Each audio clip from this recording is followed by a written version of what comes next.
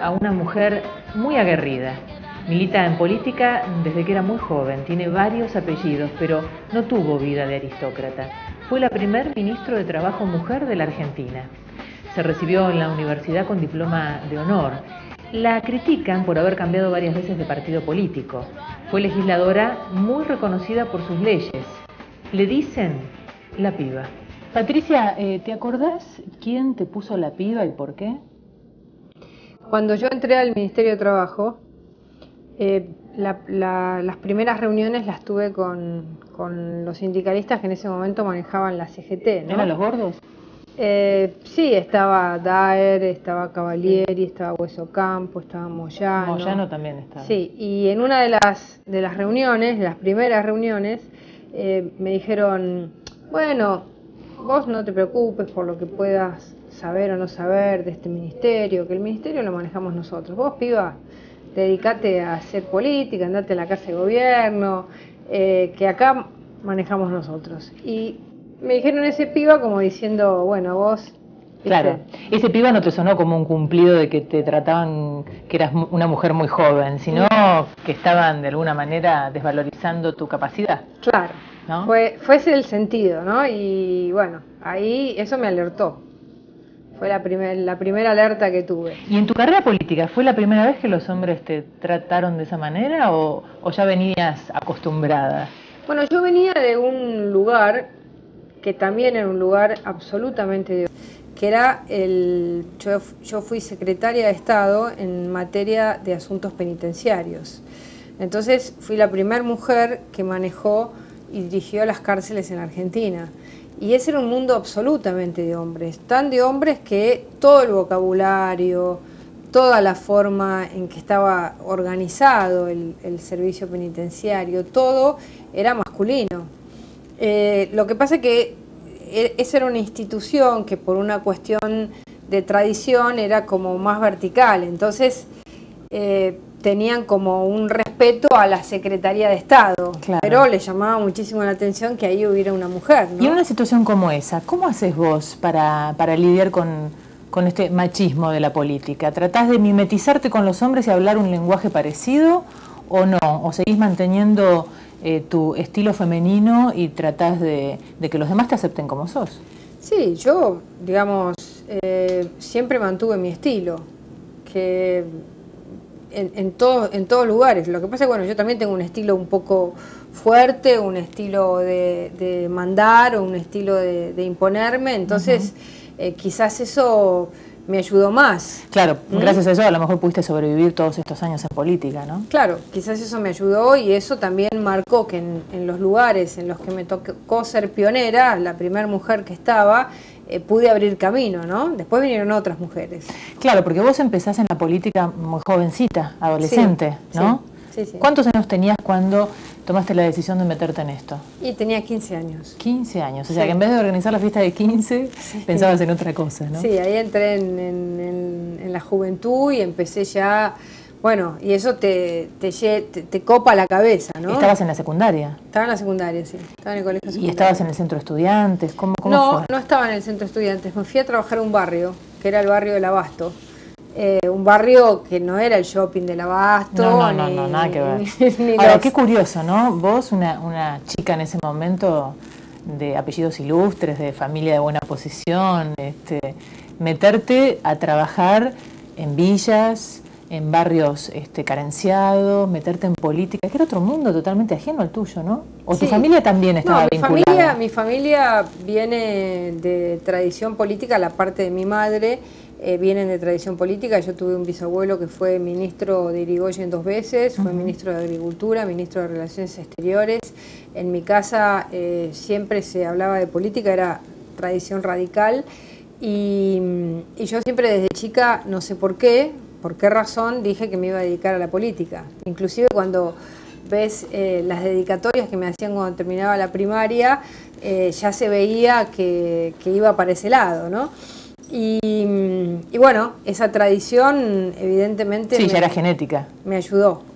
Ahora, eran radicales. Cuando vos dijiste yo voy a estar en la juventud peronista, bueno, me imagino la que se armó, ¿no? Eso fue, en ese momento fue un drama, porque yo me acuerdo que el primer político que conocí fue Balbín. Mi abuela me llevó a conocer a Balbín. Yo tendría 14 años. Me dijo, bueno, me trataba de usted, mi abuela. ¿Usted quiere hacer política? Bueno, yo la voy a llevar a conocer al líder del Partido Radical. Y me llevó a conocerlo a Balbín. Claro, te imaginabas. Y a mí me pareció tan formal. Que te ibas a poner la boina blanca. Claro, me ¿no? pareció tan formal en ese momento.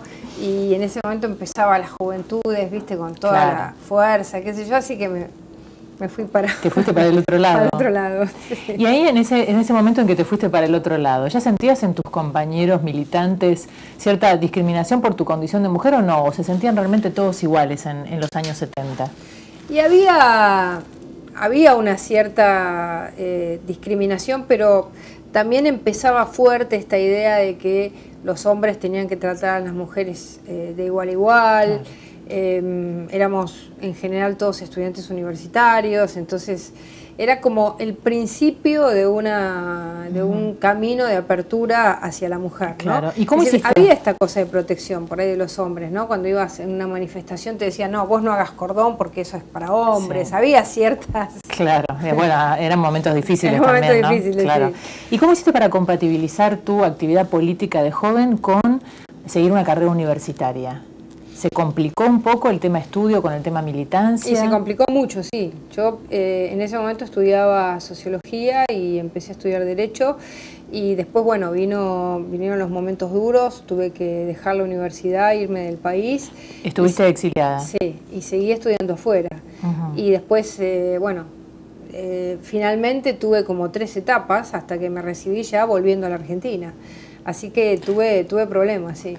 O sea que después del 83 sí, pudiste terminar. Muchos años después, claro, muchos años después pude terminar y después hacer mi maestría y ahora estoy terminando mi doctorado, pero tuve que cortar porque en ese momento, bueno, vino un momento en el que la universidad fue tomada, el gran problema entre lo que era el peronismo, las facciones peronistas, las luchas peronistas eran tan grandes que el sector más fascista del peronismo tomó la universidad. Bueno, habrás vivido lo que pasó en Ezeiza directamente como protagonista. Sí, yo me corrí todo el camino, todo corriendo, porque me acuerdo que me tomaba, tenía que iba repartiendo volantes y subía y bajaba, viste que hay como que en ese momento la calle estaba como abajo, entonces estaba lleno de gente, así que, pero no llegué al núcleo porque me quedé más atrás, era tanta la cantidad de gente que nunca llegué al lugar donde fue el tiroteo.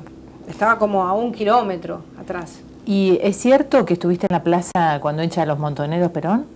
Sí. ¿Estuviste ahí también? Sí, estuve ahí, sí.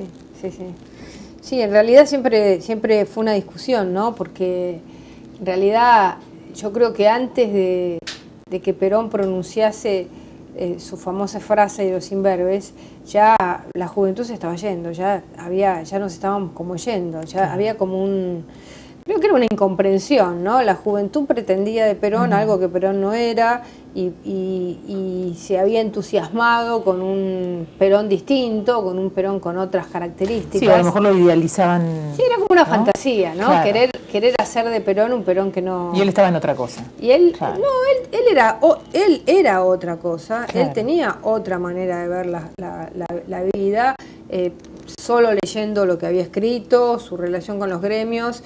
Es decir, esa juventud quiso como moldear un Perón distinto, ¿no? Decime, y la figura de Evita, ¿cómo la percibías vos desde tu juventud vinculada con la política? ¿La admirabas, la criticabas? ¿Cómo la tomabas por ser la primera mujer importante en la política argentina, ¿no? Y la juventud lo que hacía con Evita era ponerla como contraposición a Perón. Ponía a Perón como un líder más burgués, como un líder más acomodado. Y ella la más comprometida. Y a ella como la más comprometida, la más combativa.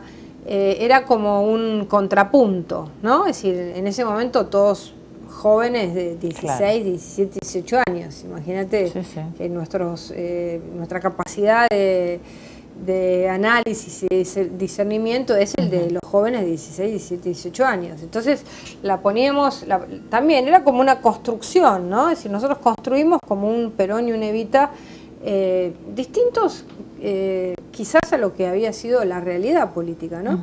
Entonces, Evita era como la contraposición de Perón. Decime, en estos 25 o más años de democracia, ¿no? Desde que vos volvés al país, 83, y seguís tu carrera política, pero bueno, ya en democracia que era otra cosa, ¿no? Fuiste como haciendo una búsqueda de con quién unirte, con quién militar. Y muchos te han criticado por eso, diciendo que cambiabas de partido muy seguido, que eras un oportunista, tratando de, bueno, de menoscabar tu búsqueda. Yo leí algo así como que vos explicabas que eras un inconformista, que estabas buscando.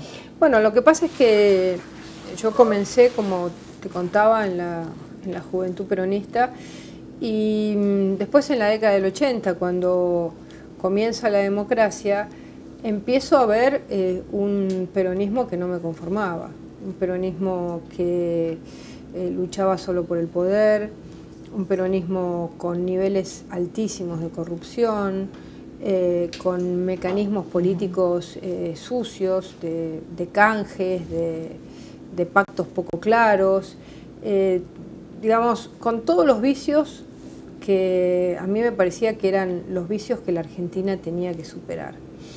Entonces, bueno, tomé una decisión que me costó mucho, que fue dejar el peronismo.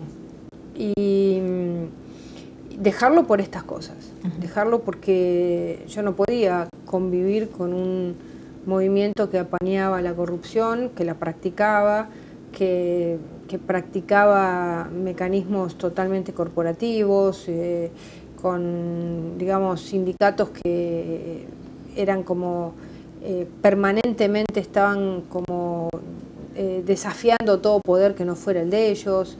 Entonces, bueno, decidí una ruptura, y eso generó de ese lado muchas críticas, porque era como también poner sobre la superficie las razones por las que yo me fui.